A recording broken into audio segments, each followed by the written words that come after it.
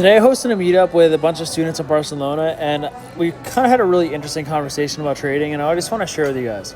Someone earlier said they didn't take a trade before coming to my event, and I'm not going to say who. Okay, I'm going to ask them after. But they said they couldn't take a trade before coming to my event because they knew if they would have lost, they would have been upset or they would have been emotional, on the yacht that I took everyone out.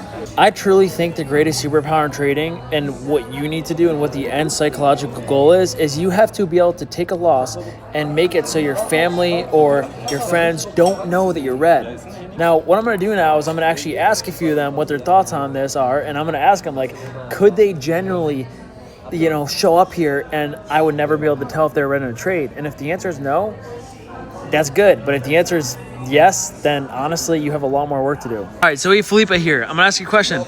Would you have generally, if you took a loss this morning, do you think you would have been able to show up and have the same time you were having, as you've had all day? I think I will have the same time, but you have to be able, nobody has to be able to notice if you went green or red. Okay. It's hard. So you think you would have been able to do it? I will, yeah. Okay, fire. Would you have had the same time, the same good time if you generally lost the worst trade of your life earlier?